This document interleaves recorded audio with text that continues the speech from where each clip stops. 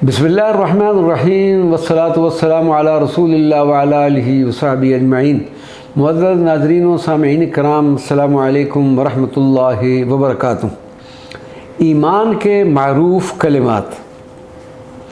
ईमान के लिए मारूफ़ कलिमात अदा करना ज़रूरी नहीं, बल्कि दिन में जान लेना और यकीन कर लेना ही काफ़ी है। लेकिन अगर दिल ने तस्दीक न की तो ज़बान पर ईमान लाना कोई फ़ायदा नहीं देता। इक़बाल लाहौरी फरमाते हैं, ज़बान से कह भी दिया ला इलाहा तो क्या हासिल, दिलो निगाह मुसलमान नहीं तो कुछ भी नहीं।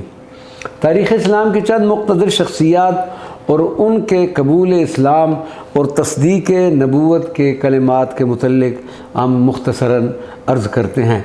शाह यमन तुब्बा असद अल-हुमैरी के क्या कलिमात थे। सरकार दो आलम सल्लल्लाहु अलैहि वसल्लम की विलादत बासआदत से कई सौ साल कबल यमन के बादशाहों में से एक बादशाह जिसका नाम असद अल-हुमैरी था, वो यहूद को सख्त नापसंद करता था और उनके ख़ात्मे के लिए वो मदीना मुनव्वरा पहुँचा। उलमा यहूद में से एक यहूदी आलम जिसका नाम शमूएल था, वो शाह यमन की खिदमत में हाज़िर हुआ और अर्ज़ की, ए जलालतुल मलिक, आप इस शहर को ज़ेर नगी नहीं कर सकोगे, क्योंकि ये शहर नबी व आखिरुज़्ज़मान की हिजरत गाह और क़यामगाह का शर्फ़ हासिल करेगा। शाह यमन के लश्कर के हमरा 400 उलमा पर मुश्तमिल एक जमात भी थी। कुछ अरसा क़याम के बाद बादशाह ने जब इस शहर से कूच का इरादा किया तो इस जमात ने मुत्तफ़िक़ होकर बादशाह से गुजारिश की कि हम इस शहर से अब नहीं जाएंगे।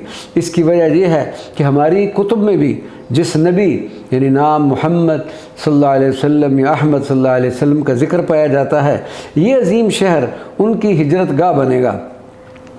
इसलिए हम उसी शहर में इस उम्मीद पर क़याम करेंगे कि शायद हमारी उनसे मुलाकात हो जाए और हम उनकी ज़ियारत का शर्फ़ हासिल करने के बाद उन पर ईमान ले आएँ, या फिर हमारी नस्लों में से कोई भी उनका ज़माना पाए तो उन पर ईमान ले आए। जमात उलमा की गुफ्तगू सुनने के बाद शाह यमन ने ख़ुद भी इस शहर में मज़ीद ठहरने का इरादा कर लिया और साथ एक हुक्मनामा जारी किया कि एक ख़ूबसूरत मकान नबी आखिरुज़्ज़मान सल्लल्लाहु अलैहि वसल्लम के लिए तामीर किया जाए कि जब वो हिजरत फरमा कर इस शहर में तशरीफ़ लाएँ तो अपने ही घर में क़याम फरमाए।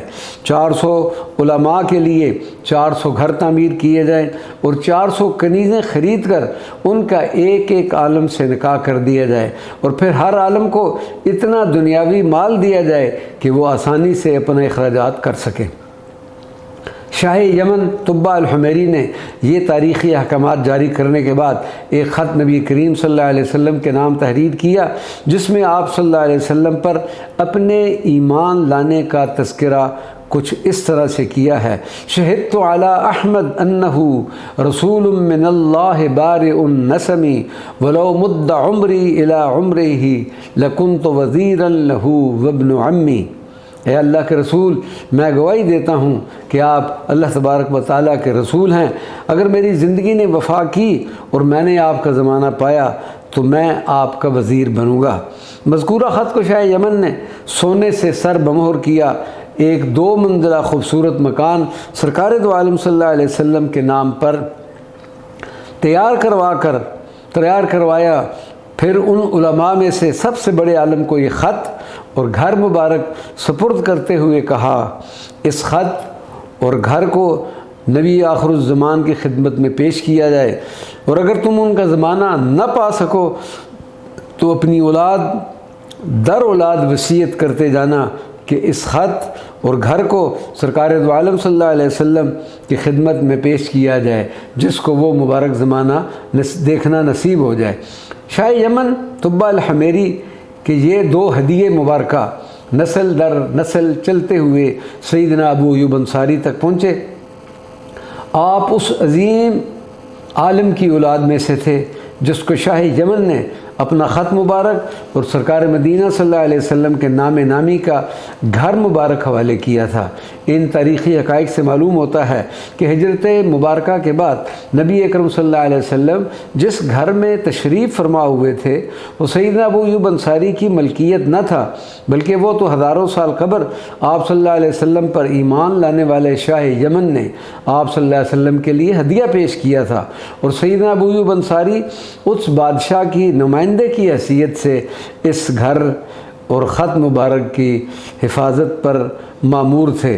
وہ گھر جس میں رہائش رکھتے تھے ایوب انصاری، حقیقت یہ ہے وہ ملکیت تھی سرور دین کی، بلندی آسمانوں کی، فدا اس گھر کی عظمت پر، مکین سدرہ کو بھی رشک ہے اس کی سعادت پر، وما علینا الا البلاغ المبین۔